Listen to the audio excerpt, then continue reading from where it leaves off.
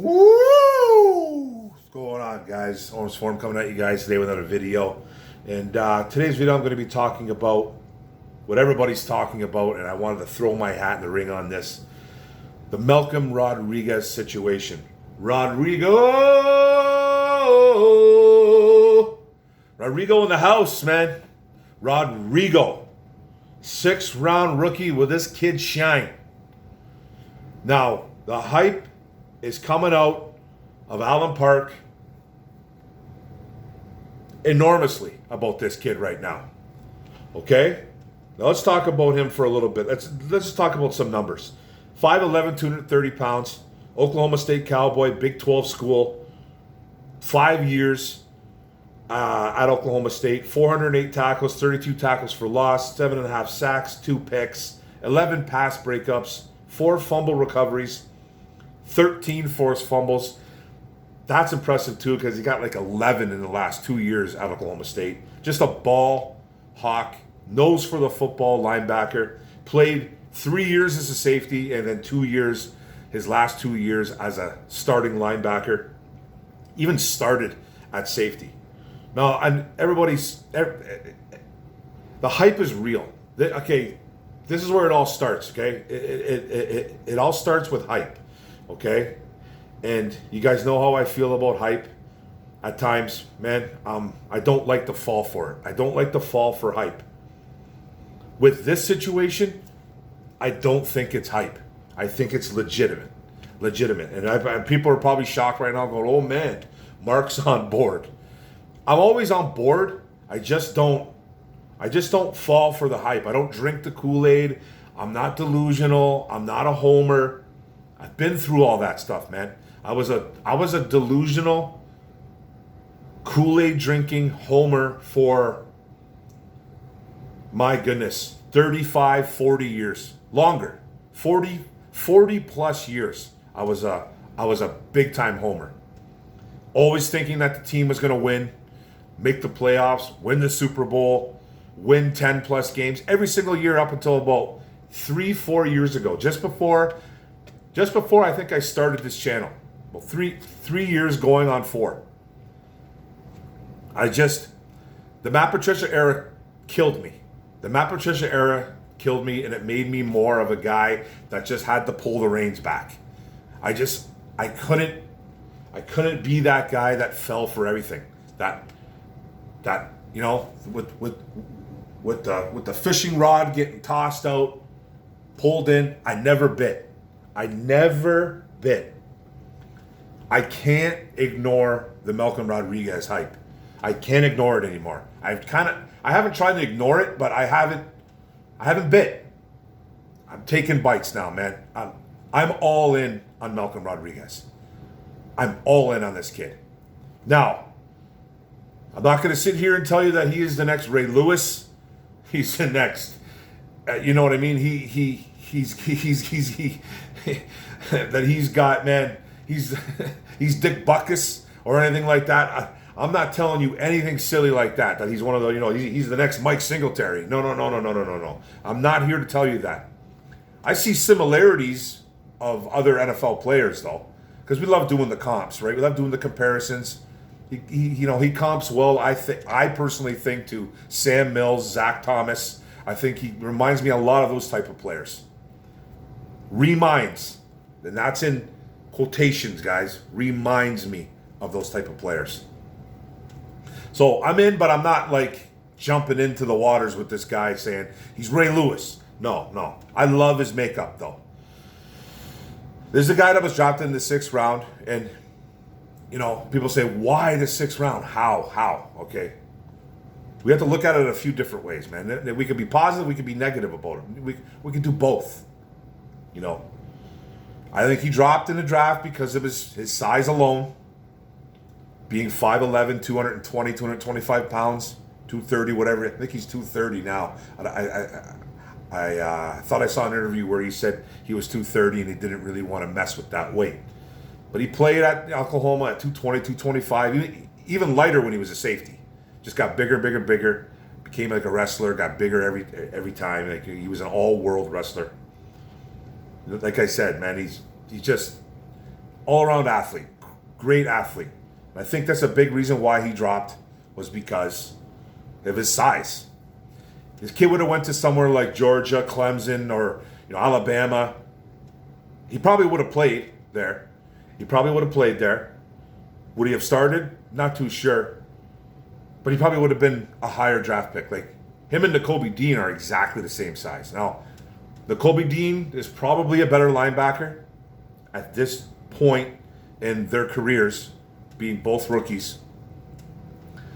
But I think they got similar skill set. I think I think Malcolm Rodriguez could play in a team like Georgia, Clemson, and Alabama. I just think he could. Now, this kid came into training camp, okay? This kid came into training camp and has been turning heads ever since. For training camp, OTAs, mini camps, a rookie mini camp, right away. You got Kelvin Shepherd out here saying that, and this really perked me up when he said this months ago. When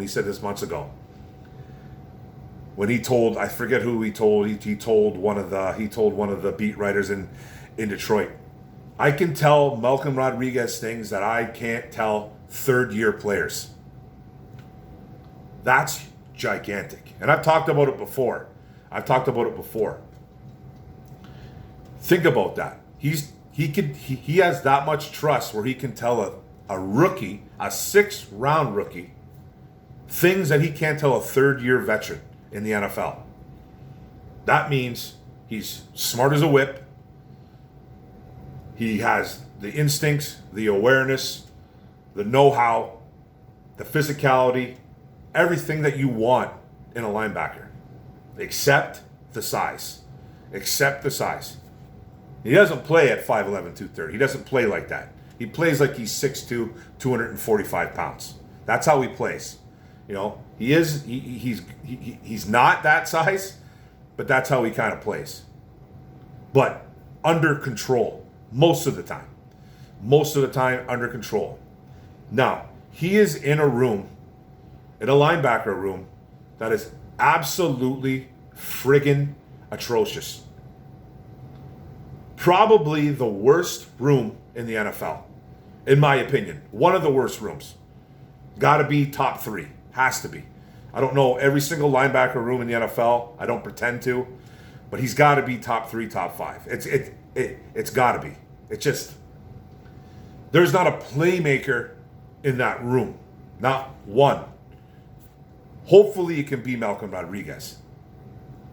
That doesn't mean I don't like some of the guys in there. That just means that it's a bad room.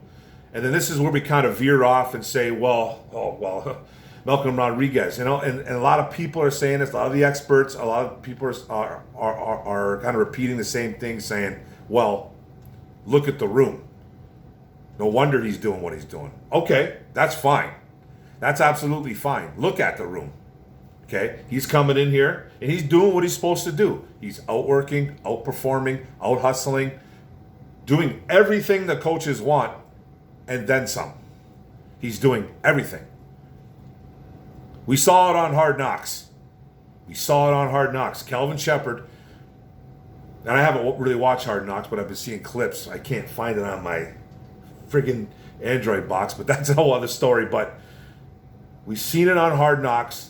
I seen the clip of Kelvin Shepherd sitting at his desk, talking to his linebackers. Rodriguez there with his hoodie on, looking huge. And he must have been beaming.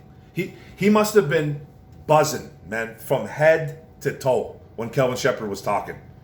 Kelvin Shepherd, if you haven't seen it, I'm sure majority of you have, comes out and says, what am I supposed to do here? This is a rookie. A 6th-round rookie is outplaying all you guys. Like I said, outworking, outperforming, out-hustling, being where you're supposed to be as a linebacker. Instincts, awareness, know-how, physical, mental, everything. Outperforming everyone in the room. And that's probably including Alex Anzalone. But Alex Anzalone's going nowhere right now. He's our linebacker 1, which is frightening, just to say the least. That's absolutely frightening.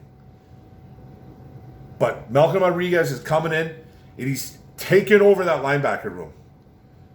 I have bought in to this. And like I said, I don't like to be the homer. I don't like to be the delusional fan. I don't like to be the guy that gets all fired up about a 6th-round rookie.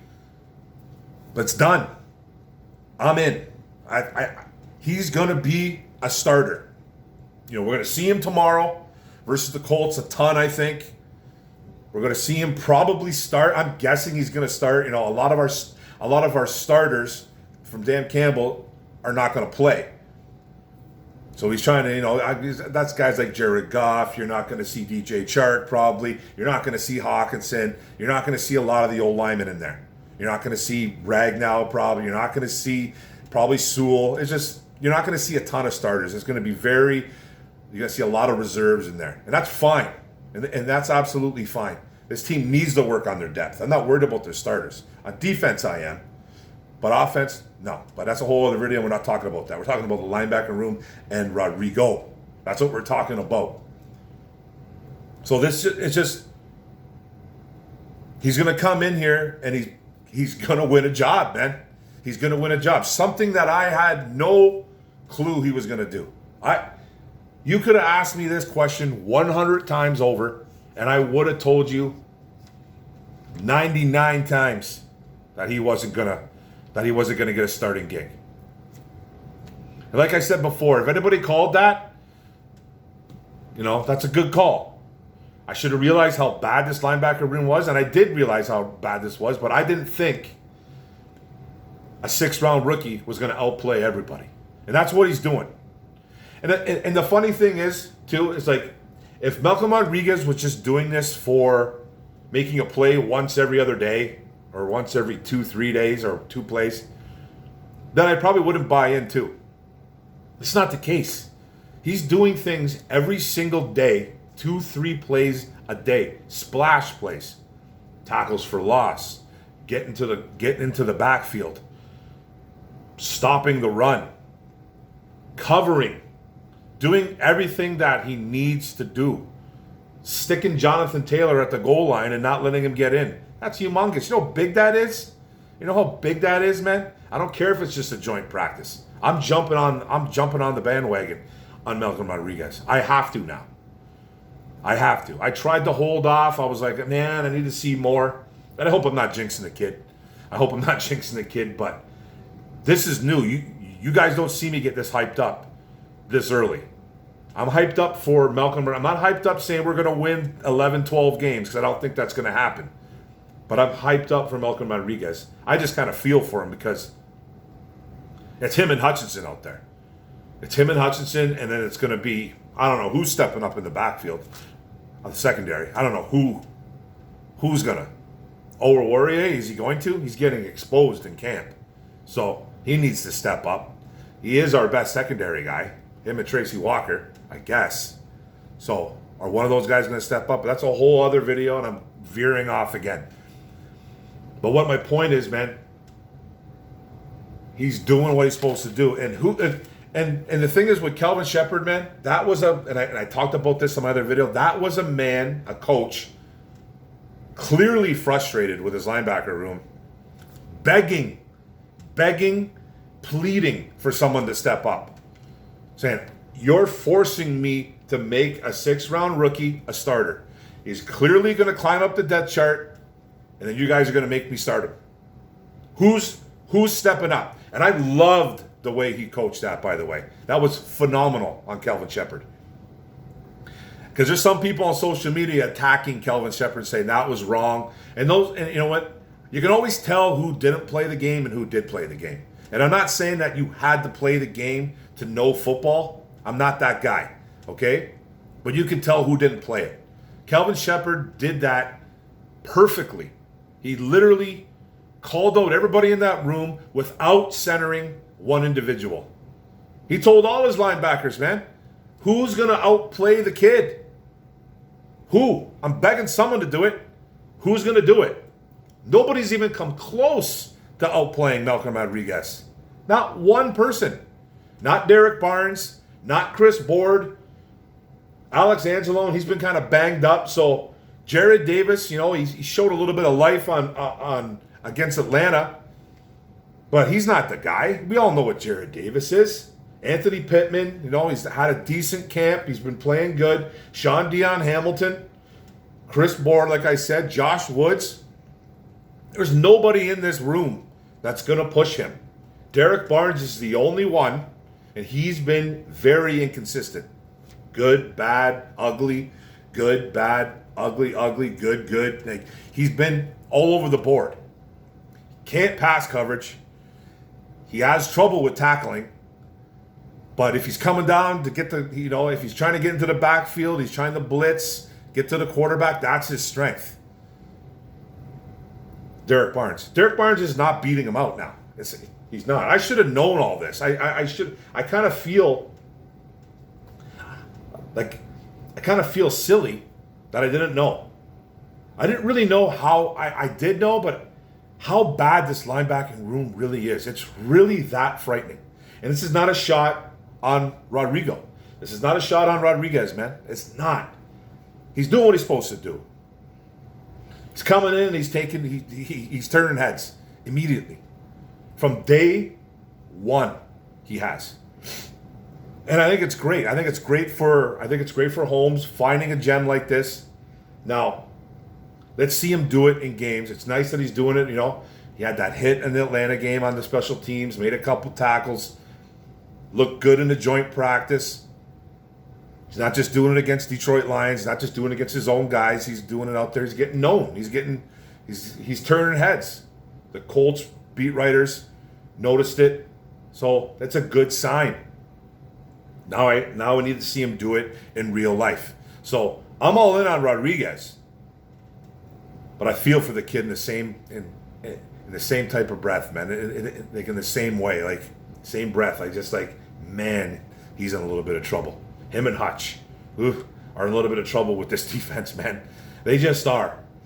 Because I think they're going to live, like I said, they're going to live and die by the D-line and a couple other things here and there. But I'm all in on the Malcolm Rodriguez thing. That's basically what I'm trying to get at, man. He's come in. He's done everything that he could do. We could talk about how bad this linebacker room, and it is. But we can also talk about how special Malcolm Rodriguez really is coming in and doing this. Like, for a 6th-round rookie to make that kind of noise, whether it be a bad room or a good room, it's a breath of fresh air. It really is. It really is a breath of fresh air. You just know that he's going to be the guy that's going to be with Angelo.